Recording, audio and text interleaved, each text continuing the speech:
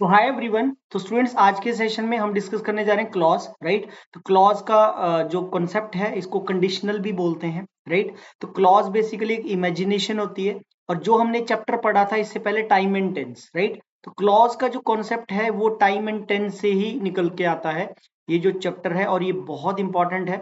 आप कोई भी एग्जाम फाइट करते हो तो क्लॉज कंडीशनल जो क्वेश्चन है वो आते ही आते हैं, राइट। तो कंडीशन भी बोलते हैं इसको, कंडीशन को हिंदी में बोलते हैं बेटा शर्त बोलते हैं इसको, राइट। शर्त लगती है, ठीक है। तो आज इस चैप्टर को हम करेंगे क्योंकि लास्ट जो हमारा सेशन हुआ था वो हमारा टेंस के ऊपर हुआ था, टाइम एंड टेंस के ऊपर, क्योंकि टेंस का ही कॉन्सेप्ट यहाँ पे रिलेट होता है। बट आपको इमेजिनेशन में जाना पड़ेगा, मीन्स ये जो क्लॉज का कॉन्सेप्ट है ये रियलिटी नहीं होती है, it is not a reality basically, right. ये बेसिकली आपका जो है होता है इमेजिनेशन, जो इमेजिनरी सेंटेंसेस होते हैं। तो आज के सेशन में हम यही देखेंगे बेटा, ठीक है, कि किस किस तरह की इमेजिनेशंस होती हैं, जो कल्पनाएं होती हैं। 4-5 टाइप्स उसके बनते हैं, और इसके ऊपर कौन सी टाइप का जो फर्स्ट टाइप हम डिस्कस करेंगे, और इसकी जो थर्ड टाइप है वो बहुत इंपॉर्टेंट है, राइट। सो आई होप, मैं उम्मीद करता हूं कि आपकी पढ़ाई बहुत अच्छे से चल रही होगी। तो आज के सेशन को मूव करते हैं और देखते हैं कि क्लॉज होता क्या है, राइट। तो अगर हम क्लॉज की बात करें स्टूडेंट्स, तो क्लॉज बेसिकली मैंने आपको बता दिया, आई अर्लियर टोल्ड यू, ठीक है, कि एक कंडीशन होती है, और इसकी डेफिनेशन बोल रहा है a sentence which contains both subject and a verb is called a clause. मतलब क्लॉज जो होता है एक सब्जेक्ट का और एक वर्ब के जो कॉम्बिनेशन होता है उसको क्लॉज बोलते हैं, राइट। तो क्लॉज को ही कंडीशन भी बोला जाता है, कभी कंफ्यूज मत होना। So it is the combination of subject and verb, मतलब जिस स्टेटमेंट में एस और वी आता है, सब्जेक्ट और वर्ब आता है, वो एक क्लॉज होती है। ये आपको ध्यान रखना है। अब आपके सामने एक स्टेटमेंट यहाँ पे लिखी हुई है, बोला if he sings well he will get a prize, right. अब अगर मैं इस स्टेटमेंट को थोड़ा ब्रेक कर दूं, इस पहले वाक्य को यहां तक बोलूं, सिर्फ इतना बोलूं, और फिर जो सेकंड स्टेटमेंट है ही से लेके और एंड तक इसको बोलूं, तो और मैं आपसे पूछता हूं कि बेटा बताओ मुझे ये एक वाक्य है, दो वाक्य है। तो मोस्टली स्टूडेंट्स का आंसर आता है कि सर, कई सम स्टूडेंट्स से कि ये सर दो सेंटेंसेस है। अच्छा, कुछ बच्चे बोलते हैं सर ये एक वाक्य है। तो आपका जो राइट आंसर होना चाहिए वो ये होना चाहिए कि सर ये सेंटेंस तो एक ही है, बट इसमें क्लॉजेस दो आ रही है। तो आपको क्लॉज की डेफिनेशन जानने के बाद ये पता करना है कि क्लॉज के टाइप्स कितने होते हैं, how many clauses are there in grammar, कि ग्रामर में, व्याकरण में क्लॉजेज होती कितनी है, राइट। तो क्लॉजेज के जो पार्ट्स की हम बात करें, तो टाइप्स ऑफ क्लॉजेज की जब हम बात करते हैं स्टूडेंट्स, तो इसके जो टाइप्स होते हैं वो दो तरह के क्लॉज होते हैं ग्रामर में। There are two types of clauses in grammar. तो पहली जो क्लॉज होती है बेटा, वो मैं इस एग्जांपल से आपको क्लियर करता हूं। अब आपको अगर पूछा जाए कि सपोज आप इसको अलग बोलो, सेकंड पार्ट को आप अलग बोल के देख लो, he will get a prize, और पहले भाग को आप अलग करके बोल के देखो, तो आप ये जान जाओगे कि जो पहला पार्ट है, ठीक है, वो हमारा एक डिपेंडेंट क्लॉज है। इफ ही सिंग्स वेल, अगर मैं सिर्फ इतना बोलता हूं ना, इफ ही सिंग्स वेल, कि अगर वो अच्छा गाना गाएगा, तो इसका अपना कोई कंप्लीट मीनिंग नहीं है इस पहली क्लॉज का, राइट। और जो सेकंड सेंटेंस है, अगर आप इसको इंडिपेंडेंटली भी बोलोगे, अकेला भी बोलोगे, he will get a prize. Suppose हमारा जो इंस्टीट्यूट है, हमारे इंस्टीट्यूट में कोई कॉम्पिटिशन है सिंगिंग का, ठीक है, सिंगिंग का कोई कंपटीशन है जिसमें लड़के और लड़कियों ने पार्टिसिपेट किया, मतलब बॉयज और गर्ल्स सब ने पार्टिसिपेट किया। तो उसमें कोई एक ऐसा स्टूडेंट है जिसकी वॉइस बहुत मेलोडियस है, वो बच्चा बहुत अच्छा गाता है। तो हम प्रेजेंट में रहते हुए भविष्य के लिए कल्पना करते हैं, इमेजिन करते हैं कि अगर ये अच्छा गाना गाएगा तो ये इनाम जीत के लाएगा। किसी ही के बारे में हम बोल रहे हैं, राइट। तो ये जो हमने बोला he will get a prize, इस क्लॉज में बेटा हमेशा ही रिजल्ट आता है। सेकंड क्लॉज है ये, क्योंकि आप देख लो, ये सब्जेक्ट और वर्ब का जो कॉम्बिनेशन क्लॉज बता रहा है, इसमें दो पेयर बन रहे हैं। पहले हमारा ही सब्जेक्ट है, उसके साथ इसकी वर्ब सिंग्स आ रही है, सब्जेक्ट और वर्ब का पेयर आ गया, सब्जेक्ट और वर्ब का पेयर आ गया तो एक क्लॉज बन गई। फिर वेल पे कॉमा लगा है, फिर ही दोबारा आ गया, हमारा सब्जेक्ट आ गया। विल और गेट इस ही के लिए helping verb, main verb, modal verb और मेन वर्ब को लिखा जा रहा है, ये वर्ब आ गई। तो इसमें दो एस और वी के पेयर आ रहे हैं, मतलब एक सब्जेक्ट आ रहा है पहले, फिर वर्ब आ रही है, फिर दूसरा सब्जेक्ट आ रहा है, फिर वर्ब आ रही है। तो मतलब इस वाक्य में how many clauses are coming, two clauses are there, दो क्लॉजेज आ रही हैं। अब आपको ये समझना है कि जो पहली क्लॉज है इसका नाम क्या है। एज आई टोल्ड यू कि जो पहला भाग है इस वाक्य का, ये बेसिकली अपने मीनिंग में कंप्लीट नहीं है। अगर आप सिर्फ इतना बोलते हो ना, इफ यू सिंग्स वेल, तो इसका कोई पूरा मीनिंग नहीं मिलेगा हमें। इसलिए इस पहले भाग को बोलते हैं बेसिकली, इसका पहला नाम है बेटा, क्योंकि इफ से स्टार्ट होता है, इसको इफ क्लॉज बोल लीजिए। इसका दूसरा नाम होता है, इसको आप सबऑर्डिनेटिंग क्लॉज बोल लीजिए, या तीसरा नाम इसका होता है डिपेंडेंट क्लॉज बोल लीजिए, राइट। लेकिन जो सेकंड पार्ट है सेंटेंस का, he will get a prize, कि वो इनाम जीत के लाएगा, ये परिणाम आ गया, ये रिजल्ट आ गया, राइट। तो रिजल्ट वाली जो क्लॉज है ये अपने मीनिंग में स्वतंत्र है, कंप्लीट है ये। second part of this particular sentence doesn't need to depend upon the first part, but first part of this particular sentence has to depend upon the second part of the sentence for its complete meaning.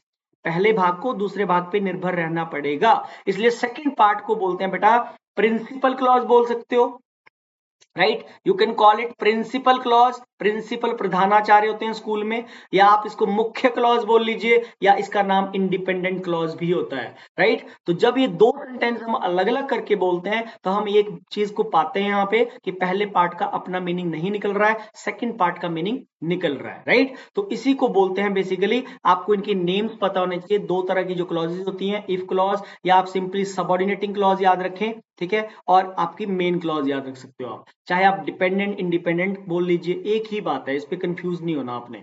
आगे चलते हैं। अब पहला clause का जो shortcut है, ठीक है, ये बोल रहा है इफ, सेंटेंस बोल रहा है इफ और व्हेन ही वर्क्स हार्ड, अगर वो मेहनत करेगा, इफ ये कंडीशन लगी यहाँ पे, ये हमारी क्या कौन सी क्लॉज बनी बेटा, डिपेंडेंट क्लॉज है, कंजंक्शन है, इफ कंजंक्शन है, व्हेन भी कनेक्टर है, कंजंक्शन के साथ जो हिस्सा लिखा होता है, जो पार्ट आपका कनेक्टर के साथ लिखा होता है सेंटेंस, वो हमेशा ही डिपेंडेंट पार्ट होता है, वो अपने मीनिंग में कंप्लीट नहीं होता है, ये भी आप याद रख सकते हो ऐसे। आगे बोल रहा है he will succeed in life, मतलब वो अपनी जिंदगी में कामयाब हो जाएगा, तो ये हमारा परिणाम आ रहा है। प्रिंसिपल क्लॉज में हमेशा ही रिजल्ट आता है, और सबऑर्डिनेटिंग क्लॉज में हमेशा ही आपकी कंडीशन को लगाया जाता है, राइट। तो यहां पे आपको ध्यान रखना है, अगर इफ और व्हेन बोल रहा है, if oblique when are used as a starter होता है, अगर शुरुआत में इफ और व्हेन सेंटेंस के दिए हो तो इसका मतलब क्लॉजेस को उल्टा नहीं कर रहा है, it means clauses are not interchanged, ये बोल रहा है।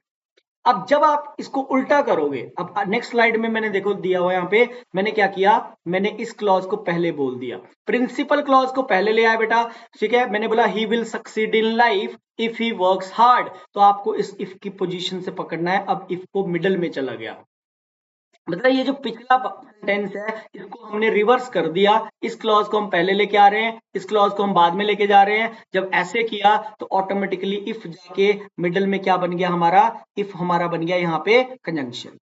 तो अगर इफ और when as a conjunction use किए जा रहे हैं, मिडल में आ रहे हैं, यही इस पॉइंट में लिखा जा रहा है when if oblique when are used as a connector, क्योंकि कंजंक्शन होता है जो स्टेटमेंट को ज्वाइन करता है। अभी आगे चैप्टर आएगा हमारा कंजंक्शंस, राइट। तो कनेक्टर का काम क्या होता है, कनेक्टर का काम होता है बेटा स्टेटमेंट को ज्वाइन करने का। तो इसका मतलब क्लॉजेज आर इंटरचेंज्ड, मतलब उसको उल्टा कर दिया है, और एक लाइन और लिख रहा है both the clauses can be interchanged, दोनों क्लॉजेज इंटरचेंज भी हो सकती हैं, ये आपने ध्यान रखना है, राइट। आगे मूव करते हैं बेटा, ठीक है।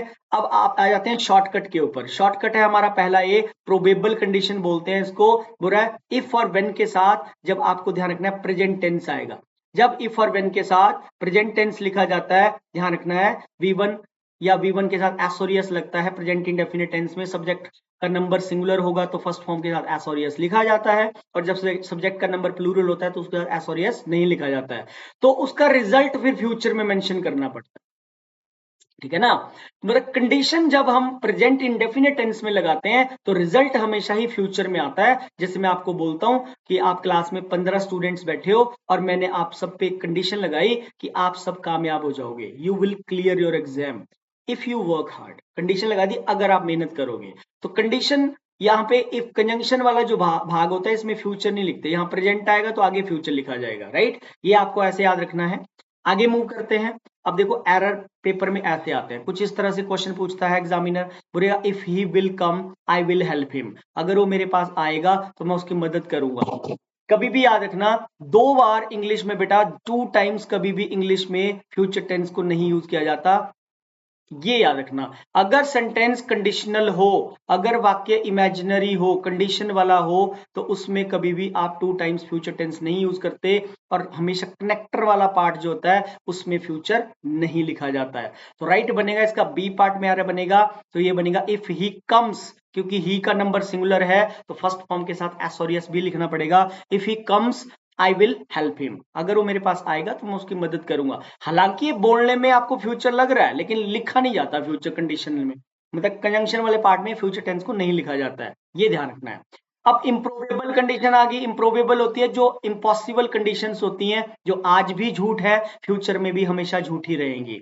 तो इसका शॉर्टकट ये है बेटा इम्प्रोबेबल का, इफ के साथ, व्हेन के साथ, जब सिंपल पास्ट टेंस आता है सबऑर्डिनेटिंग क्लॉज में, तो प्रिंसिपल क्लॉज में आपको टेंस का फिर जो है मॉडल की इंडेफिनिट स्टेट लिखनी पड़ेगी। अगर प्रिंसिपल क्लॉज में कोई सुझाव है तो फिर आप वहां शुड लिखोगे। अगर कोई एबिलिटी है then you have to you write could. अगर कोई पॉसिबिलिटी है तो फिर आपको वहां पे लिखना माइट, राइट। मतलब मॉडल को बदला जा सकता है, कोई फिक्स नहीं होता कि वुड के साथ फर्स्ट फॉर्म आएगा।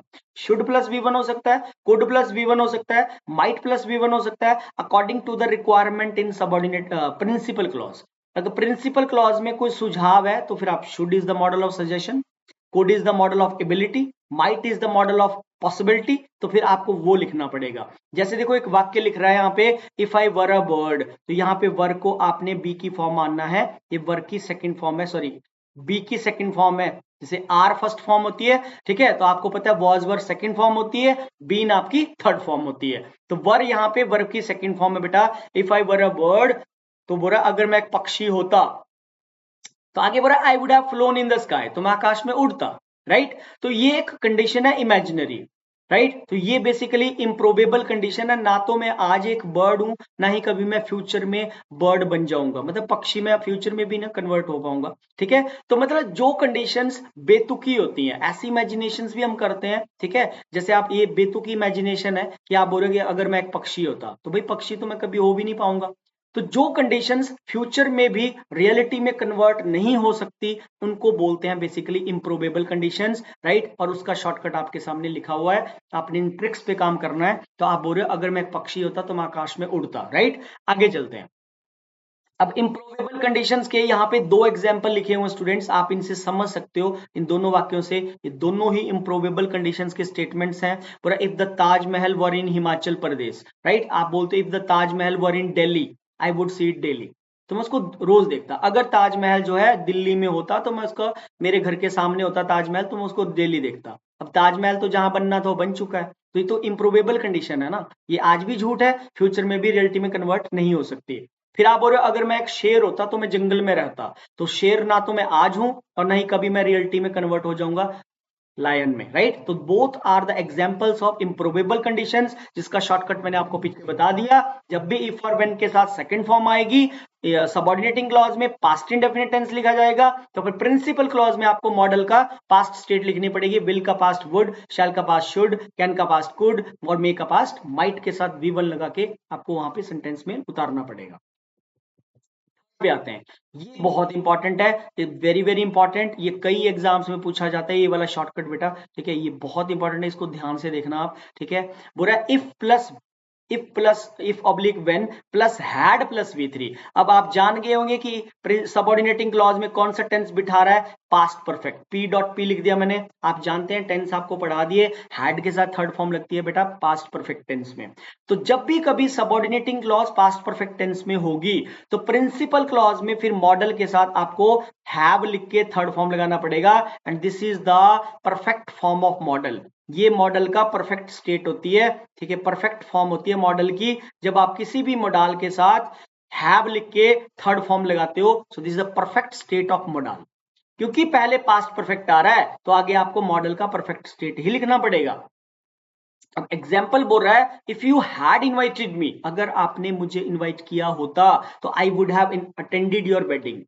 तो आप बोल रहे हो अपने फ्रेंड को कि अगर यार तुमने मुझे बुलाया होता, तुमने मुझे इनवाइट किया होता, तो मैं तुम्हारी शादी को अटेंड करता। इसका अंडरस्टूड मतलब ये है बेटा कि ना तो तुमने मुझे इनवाइट किया था और ना ही मैंने तुम्हारी शादी को अटेंड किया, ऐसा कुछ नहीं हुआ है। इसलिए शॉर्टकट को क्लोज्ड कंडीशन बोलते हैं, कंप्लीटली क्लोज्ड कंडीशन माना जाता है इसको।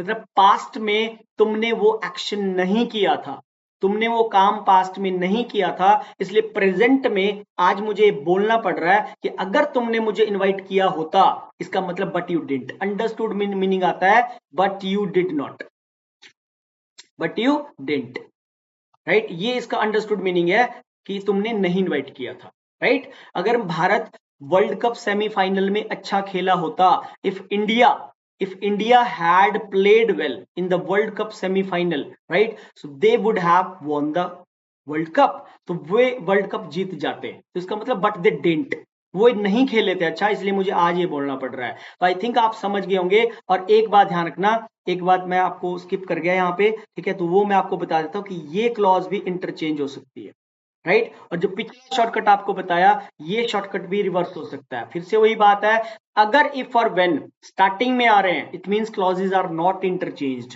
लेकिन जब आप इस वाक्य को उल्टा करके बोलोगे, कैसे बोलोगे, आप बोलोगे आई would have flown in the sky if I were a bird, तो इफ मिडल में चला जाएगा, कंजंक्शन बन जाएगा। ये सेंटेंस को बोल के दिखाओ उल्टा, उल्टा करके रिवर्स ऑर्डर में बोलेंगे तो कैसे बनेगा बेटा, आई would have attended your wedding if you had invited मी। तो जब आप इसको रिवर्स करोगे, so both the clauses can be interchanged, ये मैंने आपको स्टार्टिंग में भी बता दिया है, राइट। आगे देखते हैं एरर कैसे आता है, इस ट्रिक पे क्वेश्चन कैसे बनता है वो आप देख सकते हो। सवाल आपके सामने लिखा है, you would have got the job, condition देखो, पकड़ो इसको, इफ आ गया मिडल में, मिडल में आ गया इफ, इसका मतलब कंजंक्शन बना के इफ को मिडल में दे रहा है वाक्य के। जब भी कनेक्टर बन के इफ और व्हेन, ठीक है, कंजंक्शन मिडल में आते हैं, तो क्या आपको यहाँ पे तो वुड हैव ठीक लिख रहा है, वुड हैव गॉट आ रहा है। आप इस शॉर्टकट को देख लो, क्या इसमें दो बार वुड हैव आ रहा है, आप बोलोगे नहीं सर दो बार तो नहीं आ रहा, एक ही बार आ रहा है। किसमें आ रहा है, प्रिंसिपल क्लॉज में आ रहा है वुड हैव प्लस V3। लेकिन इफ और व्हेन जो हमारी सबऑर्डिनेटिंग क्लॉज है उसमें तो बेटा पास्ट परफेक्ट आ रहा है, लेकिन यहाँ पे आप देख लो इफ के साथ भी आगे क्या दे रहा है आपको, क्या दे रहा है यहाँ पे, वुड हैव दे रहा है, ये गलत है। So you would have got the job, आप ये बोल रहे हो कि तुम्हें जॉब मिल गई होती अगर तुमने इंटरव्यू दी होती, तो इसका मतलब आपने इंटरव्यू नहीं दी तो आपको जॉब भी नहीं मिली, तो यहाँ पे आना चाहिए बेटा हैड आएगा यहाँ। If you had appeared in the interview, very very important, most important, ये एक नंबर है आपका, किसी भी एग्जाम में ये हिट हो सकता है, और पहले रिकॉर्ड भी है, बहुत बार कई डिफरेंट डिफरेंट एग्जाम्स में आता रहता है ये शॉर्टकट, राइट। तो आपको ध्यान रखना है, दो बार वुड हैव नहीं यूज होता। नेक्स्ट आप देख लेते हैं, नेक्स्ट बोल रहा है the police might have caught the thief. फिर से वहां पे इफ को देख लीजिए, मिडल में आ रहा है, इफ दे वुड हैव बोल रहा है, तो ये वाला वुड हैव कट जाएगा, यहाँ पे आ जाएगा if they had arrived on time. Police ने चोर को पकड़ लिया होता, पुलिस ने चोर को पकड़ लिया होता अगर वो इस समय पे पहुंच जाते, इसका मतलब वो पहुंचे नहीं होंगे, तो ऐसा कुछ हुआ नहीं है। So the police might have caught the thief if they had arrived on time, this could be the right sentence. आगे चले जाते हैं। अब एक तो मैंने आपको इफ के साथ बताया कि भाई इफ के साथ हैड प्लस V3 आता है, ठीक है, तो फिर आगे वुड हैव प्लस V3 लगाना है, ठीक है। एक ना बिना इफ के भी आता है, इसके बिना भी आता है बेटा, इफ नहीं होता, तो ठीक है, शॉर्टकट वही है सेम, हैड प्लस V3 आगे वुड हैव प्लस V3। लेकिन ये वाला जो शॉर्टकट है ये रिवर्स नहीं होता है, ये रिवर्स नहीं हो पाएगा, ये उल्टा नहीं होता है, this particular shortcut can't be reversed, ये रिवर्स नहीं हो पाता है। उसका रीजन ये है कि यहाँ कंजंक्शन इफ मिसिंग है, स्टार्टिंग में कनेक्टर इफ मिसिंग है, इसलिए ये रिवर्स नहीं हो पाएगा, ठीक है। आप देखो दो तरह से बोल सकते हो, आपने अपने दोस्त को बोला तुमने मुझे पूछा होता तो मैं तुम्हारी हेल्प करता, तुमने डायरेक्ट बोला आपने कि भाई तूने यार मुझे पूछा होता तो मैं तुम्हारी हेल्प कर देता, तो फिर आप ऐसे बोलोगे had you asked me I would have helped you. लेकिन अगर स्पीकर ऐसे बोल रहा है यदि तुमने पूछा होता, अगर तुमने मुझे पूछा होता, अगर या यदि अगर वो हिंदी में बोल रहा है ना, तो फिर आपको इफ की हेल्प से बनाना पड़ेगा। तो फिर दो तरीके हैं, या आप ऐसे बोलोगे अगर तुमने मुझे पूछा होता तो मैं तुम्हारी हेल्प कर देता, so if you had asked me I would have helped you. ऊपर वाले में आपने अगर यदि नहीं बोला, सीधा बोला आपने तुमने मुझे पूछा होता तो मैं तुम्हारी हेल्प कर देता। So had you asked me और if you had asked me, बस इतनी सी बात है, इसका ध्यान रखना है। शॉर्टकट ये सेम है, बट ये वाक्य आप उल्टा करके नहीं बोल सकते हो। नीचे वाला सेंटेंस आप रिवर्स करके बोल सकते हो, आई would have helped you if you had asked मी। ऊपर वाला करके देखो, आई would have helped you had you asked मी। क्यों नहीं हो सकता ऊपर वाला रिवर्स, क्योंकि कंजंक्शन इफ यहाँ पे मिसिंग है, इसलिए had plus V3 would have plus V3 वाला शॉर्टकट रिवर्स नहीं होता है, ये ध्यान रखना है। आगे चलें। अब बेटा एक ये कंडीशन भी होती है जिसका नाम है जीरो कंडीशन। इसको जीरो कंडीशन क्यों बोलते हैं, अब इस दुनिया का कोई भी बंदा जब ये आइस को हीट करेगा, मान लो आप हमारी क्लास में 50 बच्चों का बैच मैं एक ले रहा हूँ, पढ़ा रहा हूँ, और मैं आप सभी को ही बोलता हूँ इफ यू हीट आइस, पूरी क्लास को बोल रहा हूँ मैं, 50 स्टूडेंट्स को बोल रहा हूँ, if you heat ice it turns into water.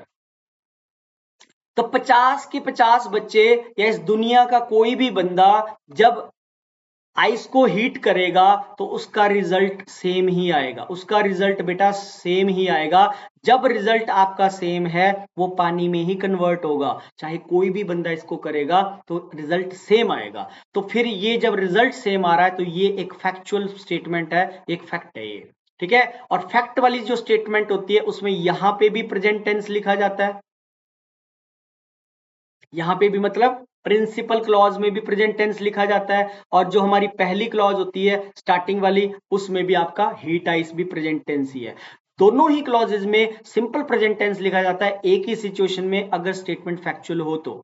लेकिन जैसे मैंने आपको पहले बताया था कि सपोज मैंने आपको हमारी क्लास में 50 स्टूडेंट्स हैं और आप सबको मैंने बोला कि अगर आप मेहनत करोगे तो आप कामयाब हो जाओगे। भाई 50 में से 20 बच्चों ने मेहनत करी, रिजल्ट ले गए, पास हो गए, राइट। और फिर 30 ने मेहनत नहीं करी, वो उनका रिजल्ट नहीं आएगा, वो फेल हो गए, मतलब वो फेल हो गए। तो यहाँ पे रिजल्ट वेरी कर रहा है, मतलब जिन्होंने मेहनत की थी और तो रिजल्ट ले गए, जो जिन्होंने मेहनत नहीं करी वो फेल हो गए, लेकिन यहाँ पे रिजल्ट हमारा सेम है। तो जब रिजल्ट वेरी करता है, ये फैक्ट नहीं है, this is not the fact. तो मैं आपको फिर ऐसे बोलूंगा, if you work hard you will get success. तो फिर हम रिजल्ट फ्यूचर में मेंशन करते हैं, लेकिन जब फैक्चुअल स्टेटमेंट होती है तो कंडीशन भी प्रेजेंट में ही लगती है और रिजल्ट भी उसका प्रेजेंट टेंस में ही आता है। ये आपने ध्यान रखना है, इसको जीरो कंडीशन बोलते हैं। आगे आ जाते हैं, एक पैसिव वॉइस के साथ भी इसका कॉन्सेप्ट जुड़ता है। बोल रहा है all the passengers could have been saved, all the passengers could have been saved if the driver had applied proper brakes on time। ये रिसेंटली किसी एग्जाम में क्वेश्चन आया था, इंप्रूवमेंट का क्वेश्चन बना के दिया था। क्लॉज का एक कॉन्सेप्ट पैसिव वॉइस के साथ भी जुड़ता है। सपोज एक बस है, मैं एग्जांपल दे रहा हूं, ये एक बस है, आप चढ़े, ठीक है, और आप अपनी सीट पे बैठ गए, आपने टिकट खरीदा, टिकट खरीदने के बाद जो है आप सो गए, ठीक है, आप सो गए, या आप न्यूज़पेपर पढ़ने लगे। भाई पैसेंजर्स क्या होते हैं, तो पैसेंजर्स वहां पे एक ड्राइवर है बस का, है ना, ये ड्राइवर है और ये पैसेंजर है हमारा। तो जब बस में हमने टिकट ले लिया, हम बैठ गए सीट पे, हम न्यूज़पेपर पढ़ने लग जाते हैं, या कई लोग जो है आपस में बातें करते हैं, कई सो जाते हैं सीट पे। तो ये जो पैसेंजर है ना, ये हमारा पैसिव मूड में चला गया सब्जेक्ट, ये हमारा पैसिव मूड में गया सब्जेक्ट। यहाँ पे एक्टिव कौन है, बस कौन चला रहा है, ऑब्वियस है ड्राइवर बस चलाएगा, तो ड्राइवर एक्टिव मूड का सब्जेक्ट है। तो यहाँ पे बुरा, all the passengers could have been saved, सारे यात्रियों को बचा लिया गया होता, if the driver had applied proper brakes on time. तो इसमें कोई भी मतलब गलती नहीं है, नो इंप्रूवमेंट है इस वाक्य में, ठीक है, क्योंकि पैसेंजर्स को बचा लिया गया होता अगर ड्राइवर ने ब्रेक प्रॉपर टाइम पे लगा ली होती। तो ड्राइवर ही ब्रेक लगाएगा, एक्टिव मूड का सब्जेक्ट कौन सा हमारा, ड्राइवर। तो इसको एक्टिव वॉइस में लिख रहा है, देखो हैड के साथ अप्लाइड लगा रहा है। अगर मैं इस वाक्य में बीन को हैड बीन ड्राइवर के बाद लिखूंगा तो गलत हो जाएगा, if the driver had been applied proper brakes on time, right. तो हैड बीन, बीन का ध्यान रखना है कि बीन को भी आपको सही जगह पे लिखना पड़ेगा। पैसेंजर क्योंकि पैसिव मूड में है तो कुड हैव बीन सही लिखा गया है, सारे यात्रियों को बचा लिया गया होता अगर ड्राइवर ने प्रॉपर टाइम पे ब्रेक प्रॉपर ब्रेक्स को लगाया होता तो, ठीक है जी। आगे आते हैं, अब ये लास्ट पॉइंट है, इसके बाद हमारे फिर क्वेश्चन स्टार्ट हो जाएंगे। थोड़े से हमने 10 15 20 क्वेश्चन इसके प्रैक्टिस करने हैं और ये चैप्टर हमारा डन हो जाएगा आज, राइट। तो आपको ध्यान रखना बेटा, कंजंक्शन ऑफ टाइम, कुछ कंजंक्शन ऑफ टाइम होते हैं जैसे कि अनटिल, जैसे अनटिल कंजंक्शन ऑफ टाइम है, बिफोर कंजंक्शन ऑफ टाइम है, आफ्टर कंजंक्शन ऑफ टाइम है, by the time conjunction of time है, as soon as long as, ये सारे ही आपके कंजंक्शन ऑफ टाइम में जाएंगे। All are conjunctions of time, right. But इस तरफ जो लिखे हुए बेटा, ये जो लिखे हुए हमारे अनलेस, ये कंजंक्शन ऑफ कंडीशन वाले होते हैं। इन सब के साथ कभी भी ध्यान रखना आपने, इन सब के साथ कभी भी आपको फ्यूचर टेंस नहीं लिखना है, इन सब के साथ कभी फ्यूचर टेंस नहीं लिखा जाता है, ध्यान रखना। यही लिखा हो ऊपर, conjunction of time and conjunction of condition never take future tense with them, क्योंकि ये सारे कंडीशनल है। अब अगर आप इनके साथ फ्यूचर टेंस लिख दोगे, अगर आप इन सब के साथ फ्यूचर टेंस लिखोगे, इनके साथ आपको एक ही बात ध्यान रखनी है, कभी भी गलती से इनके साथ विल शैल नहीं लिखा जाता, क्योंकि कंडीशन अपने साथ श्योरिटी नहीं ले सकती। विल और शैल श्योरिटी बताते हैं, जबकि ये कंडीशन को, इमेजिनेशन को बयां करते हैं। If I shall go there I shall meet him, गलत, आप बोलोगे if I go there I shall meet him. until I come, until I shall come, गलत हो जाएगा। until, unless, before, by the time, as soon as long as, provided, but, for, though, although, hardly, no sooner, इन सब के साथ कभी भी future tense नहीं लिखा जाता है। Come to the exercise now, come to the question number first. Statement number 1 बोल रहा है, had I realized your house was such a long way of I would take a taxi. देखो क्या लगा रहा है, स्टार्टिंग में क्या दे रहा है बेटा, हैड दे रहा है, हैड के साथ थर्ड फॉर्म दे रहा है, मतलब हमें टेंस दे रहा है स्टार्टिंग में पास्ट परफेक्ट, राइट। तो पास्ट परफेक्ट के साथ मैंने आपको पीछे बताया कि हैड प्लस V3 होता है, तो अगली क्लॉज में क्या होना चाहिए था, वुड हैव प्लस V3, तो यहाँ पे आएगा वुड हैव और टेकन के साथ, मतलब टेक के साथ एन लग जाएगा। So it should be would have taken होना चाहिए, ठीक है, कि अगर मुझे पता होता, अगर मुझे महसूस हुआ होता कि तुम्हारा घर जो बहुत दूर है तो मैं एक टैक्सी ले लेता, so I would have taken, क्योंकि had plus V3 would have के साथ थर्ड फॉर्म आता है। Come to question number second, I will meet him, आगे देखो क्या हो रहा है, व्हेन ही विल कम, तो फिर से वही बात है, अगला विल कटेगा और यहाँ पे कम्स आ जाएगा, क्योंकि नंबर हमारा सिंगुलर है, एरर बनेगा हमारा सी पार्ट में, दो बार फ्यूचर नहीं लगता, कंजंक्शन के साथ कभी भी फ्यूचर टेंस नहीं लिखा जाता है। पे आ जाते हैं, क्वेश्चन क्या बोल रहा है बेटा, थर्ड बोल रहा है when I will get back, when I will get back I shall pay back the money that I borrowed from you last month। बोल रहा बंदा बोल रहा है कि जब मैं वापस आऊंगा तो मैं जो है तुम्हारे पैसे जो है, जो मैंने तुमसे उधार लिए थे पिछले महीने, वो मैं तुम्हारे वापस कर दूंगा, राइट। क्योंकि जब वो बोल रहा है जब मैं वापस आऊंगा, तो कंडीशन लगा रहा है कि शर्त लगा रहा है कि जब मैं वापस आऊंगा तब दूंगा, तो कंडीशन के साथ तो फ्यूचर नहीं आता, तो सीधा हो गया यहाँ पे when I get back I shall pay back the money that I borrowed from you last month।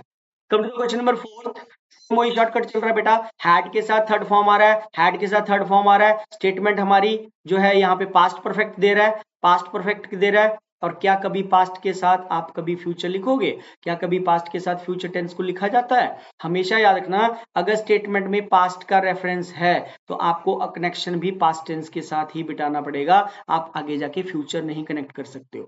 Present में जब कंडीशन लगती है तो रिजल्ट फ्यूचर में आता है, लेकिन जब कंडीशन ही पास्ट में है तो रिजल्ट भी आपको पास्ट में शो करना पड़ेगा। विल को ड्रॉप करके यहाँ पे लिख दें, यहाँ पे आ जाएगा आपका इट शुड बी वुड।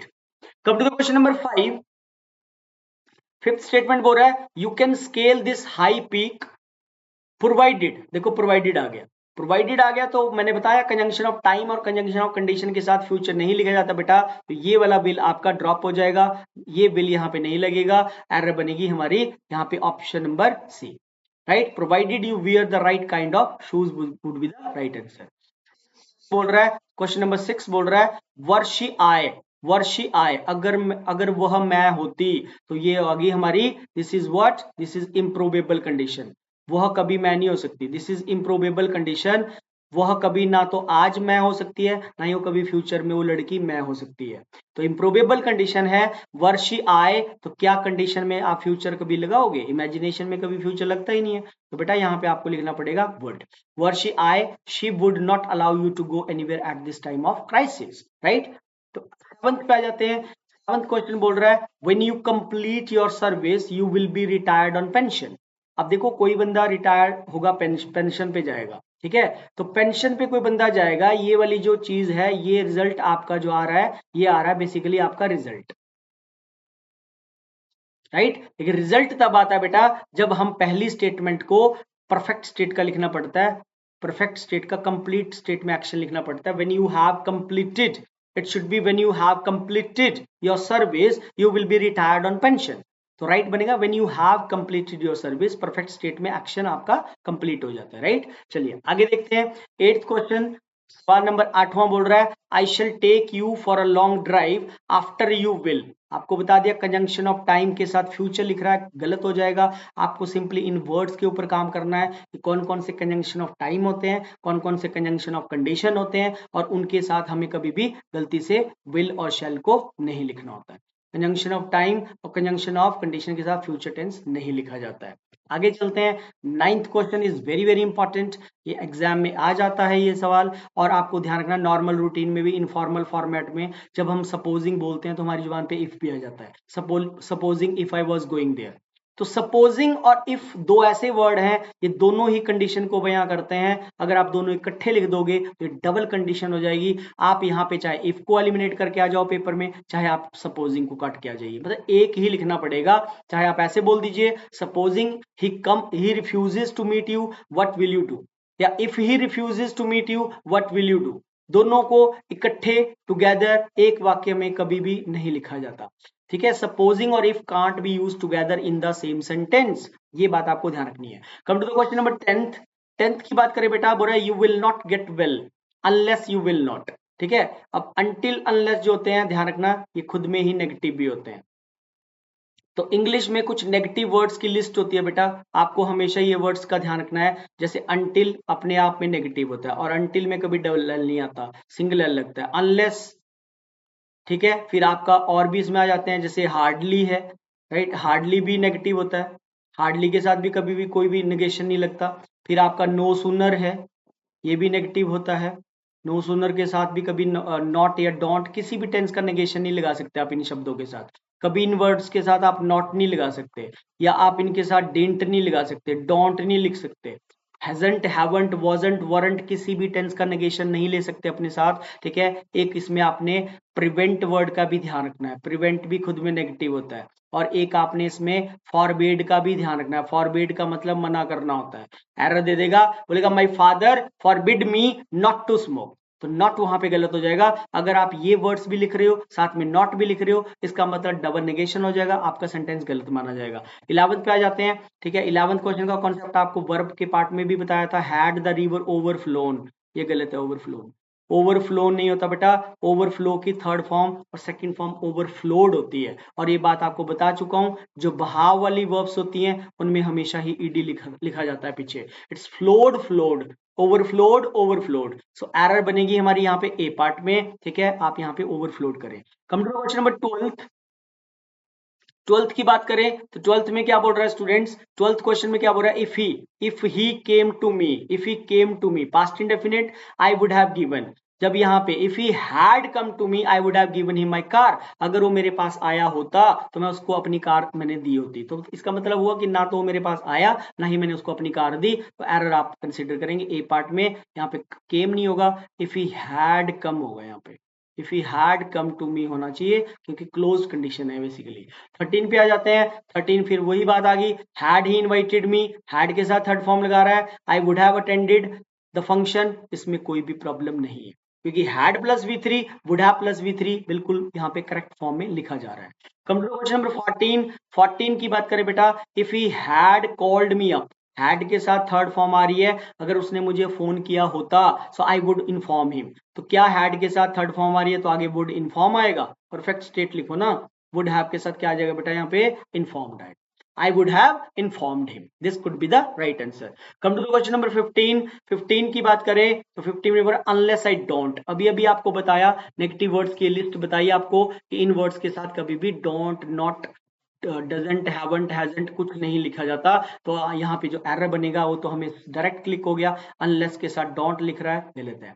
बोला जब तक मैं उसके टिकट नहीं देखूंगा, एक्चुअली यहाँ पे ना दिस नहीं है, हिज है ये, right. Unless I see his ticket, जब तक मैं उसके टिकट नहीं देखूंगा मैं उसको यहाँ पे बैठने नहीं दूंगा। तो अनलेस, एक्चुअली ये जो अनलेस होता है ये अपने आप में ही हमें नेगेटिव मीनिंग देता है, तो उसके साथ ये लिखोगे तो डबल नेगेटिव हो जाएगा, राइट। 16 पे आ जाते हैं स्टूडेंट्स। तो आज के सेशन में ना इतना ही था, ये आपको समझ आया होगा कि कैसे ये हो रहा है बेसिकली। तो मिलते हैं नेक्स्ट सेशन में। Thank you very much, take care, see you. आप अपनी पढ़ाई को ऐसे ही जारी रखें और मिलते हैं अगले सेशन में। Thanks a lot.